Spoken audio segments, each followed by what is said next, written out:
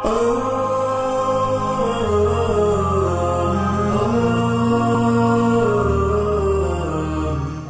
my dear brothers and sisters. This is Brother Jian Doran from New Muslim here. I'm with Ustaz Wahaj Tarin, Alhamdulillah. Welcome to Malaysia. Is it the first time that you are among us here in Kuala Lumpur? No, I visit Kuala Lumpur regularly, but this is the first time being part of Mercy Mission. MashaAllah. Yes. And how is the reception so far from the people? Oh, MashaAllah. MashaAllah, wonderful, very professional, very warm. A lot of attention to detail, which shows that they put a lot of work and effort, and may Allah accept it from them. A lot of ihsan, right? Naam, mashallah. You are passionate about education. Yes. Can you just share with us what are your activities? You are originally from Perth, and can you share with our viewers what keeps you busy in the dawah Alhamdulillah, I'm a very busy person.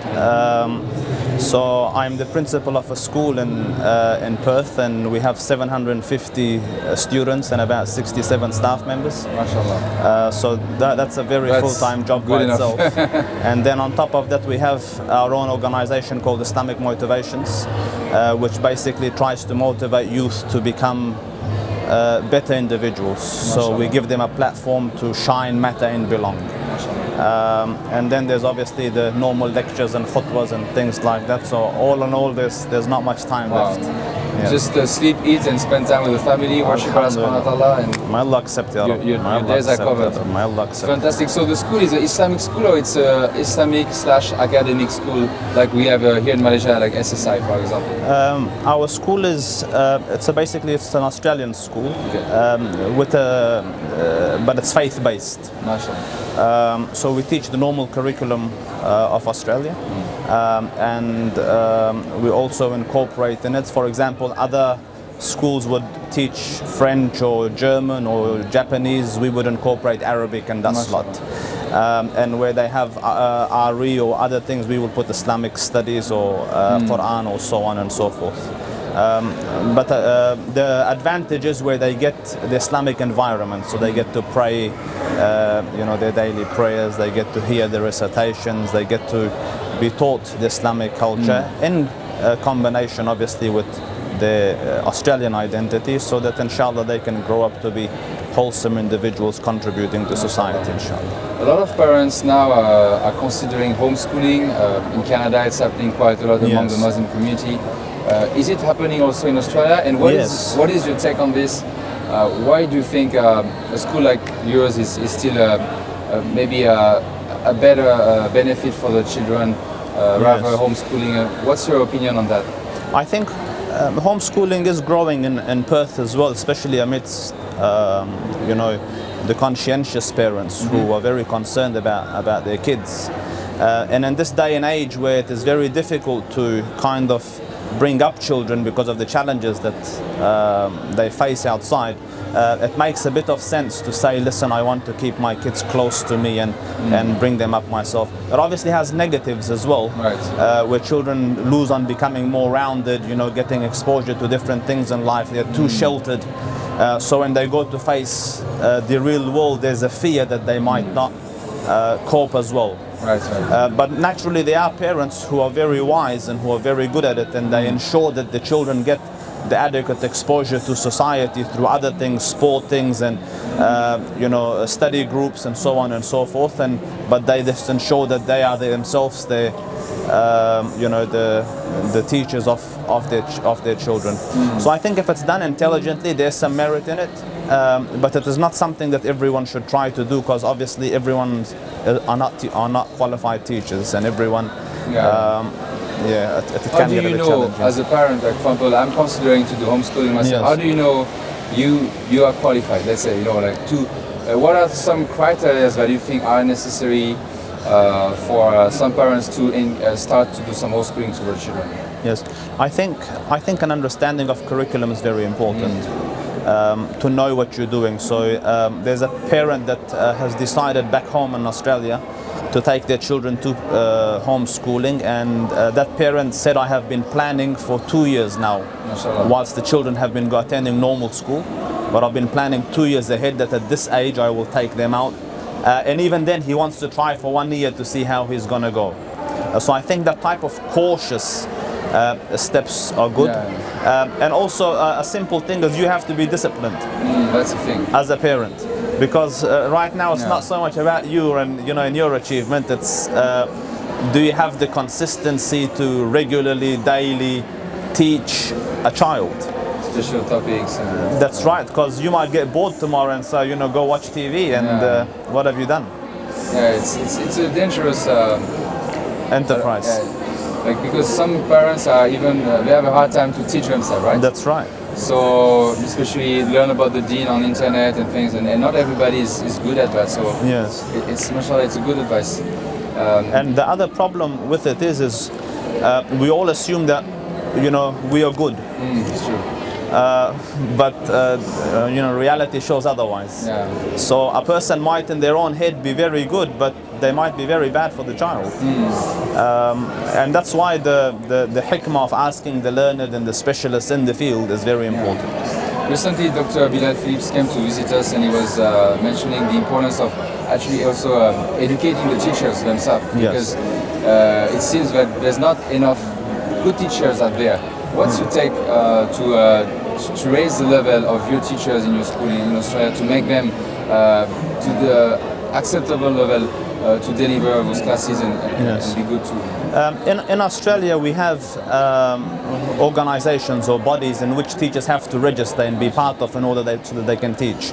Any Tom, Dick and Harry from the street cannot teach. So that kind of filters and sets standards. But obviously there's a lot of room for development, and we do what we call professional learnings or professional developments, where we send them to courses and so on. But holistically, overall in education across the world, where I see the future is where we move from informative education to transformative education. Because right now, whether we like it or not, we are basically producing workers for for factories or companies, and what we need to be producing is personalities. So focusing more on the character building. That's right. The values. And alhamdulillah, in Australia, they've introduced what they call 21st century skills or values, and these include things like resilience and courage and entrepreneurship, and these are things that alhamdulillah we've always aspired to. And alhamdulillah that it has come supported by curriculum, and I do hope and wish to see it across other countries as well, where people that are informed but are also individuals of substance come out of institutions. It looks very promising. Thank you, Ustaz. We're going to go for a short break, and we'll be right back with you, inshallah. Jazakallah.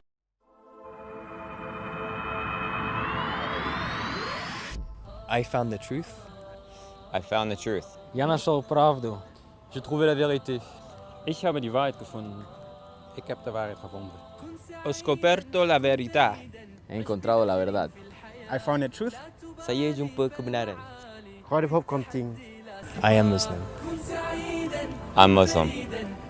Я мусульман. Je suis musulman. Ich bin Muslim. Ik ben een moslim. Adesso sono musulmano. Y por eso, ahora soy musulmán. I'm a Muslim. Sekarang saya Muslim. ตอนนี้ค่อยเป็นมุสลิม أنت والعطر الرداء حرر النفس ولا تحيا هباء يا ربيعا أنت والعطر الرداء خذ قرارا وانطلق لا تنتظر ليس كل الناس أهل للعلاء خذ قرارا وانطلق لا تنتظر ليس كل الناس أهل للعلاء ليس كل الناس أهل للعلاء بسم الله الرحمن الرحيم إذا جاء نصر الله والفتح ورأيت الناس يدخلون في دين الله أفواجا فسبح بحمد ربك واستغفره إنه كان توابا لا تبالي فالمعالي بالتحدي لا سواه كن سعيدا كن فريدا عش بفخر في الحياة لا تبالي فالمعالي بالتحدي لا سواه بالتحدي لا سواه. Assalamu alaikum, my dear brothers and sisters. Welcome back to the show. We are here learning a lot about education, and I wanted to ask you, Ustaz, some parents, when you take care of the children during the day, then at night, some parents don't have necessarily the time to take care of them. Some of them, their values are not really proper. So what are the things that you do maybe in your school or that you would like to do more to make sure that also the parents are following kind of the curriculum that you try to inspire your children to follow? Yes. Most research shows that from 75 and some research up to 90 or 95% of a child's learning takes place outside school. MashaAllah. So that just means 35% is at school. So a lot depends at home and at the parents, the environment that they create, the people they mix with, the type of motivations they give those children, and so on and so forth. And for schools to be successful, they must incorporate the development and the help of parents. Okay. From my community in Perth, a lot of our students are students of immigrants. Okay. And as such, parents have just come from overseas and they have language problems and adjusting to the cultural shock and technology. There's a huge difference from a very primitive system to a very advanced Australian system. And this puts them and their families at a massive disadvantage. Right. So what we try to do is to create awareness, amidst the parents, to say, at least to give them an idea of what's out there, what the child is going through, what the child is seeing, and also give them avenues where they can develop themselves further. So for example, a concern for our school or for schools across Australia is internet safety. Okay. Where children will come in contact with a lot of vice or a lot of challenges, difficulties, and parents need to be able to help their kids out. And at the same time, they need to know what their kids are doing, because that's your responsibility. So we do have workshops and hope to have many more of those, in which we basically teach parents skills of 21st century parenting. Not that we ourselves are experts at it, but two heads are better than one. Right. There's another recurrent thing that is happening now in schools is the theme of bullying. Yes.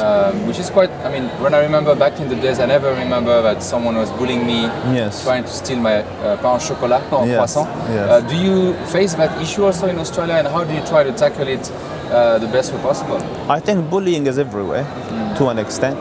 But we do have very strong, what we call zero tolerance policies with regards to it. But at the same time, a lot of education needs to happen to the children at the student level, so that they are aware when they are bullying and that they are aware when they are being bullied. Okay. Because sometimes the bully doesn't know he's bullying. He doesn't know he's making your life difficult. Right. But once they go through a course and they realize that, listen, oh my God, I'm doing this, it is likely that they will hold back.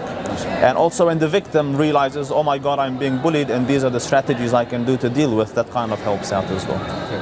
I have one more question regarding your vision as an educator, as an Islamic preacher. What do you want to achieve in Australia with education, and what's your dream in terms of education for Australia? Our dream for our schools, and that's basically our sphere of influence, is to create wholesome individuals who will be assets to society and not burdens to society. And our vision statement or mission statement is your child's success in this life and the next. So we want to make holistic individuals who will be successful here and inshallah successful in the akhirah as well. Any good success story with some of your children, like? Oh no, mashallah. I think there'll be too many to mention. We've been a school that has been around since '86. 86. So alhamdulillah ta'ala, we're a well-established institution and we've produced a lot of khair, and may Allah accept it from us. May Allah keep the blessing and more barakah to you and your school. And once again, thank you for coming in Malaysia. I know it's quite far, but you made the trip, and we hope that we will see you again. It's been a pleasure. Thank you, my dear. It was a pleasure to meet you. Thank you. Assalamu alaikum. Salam.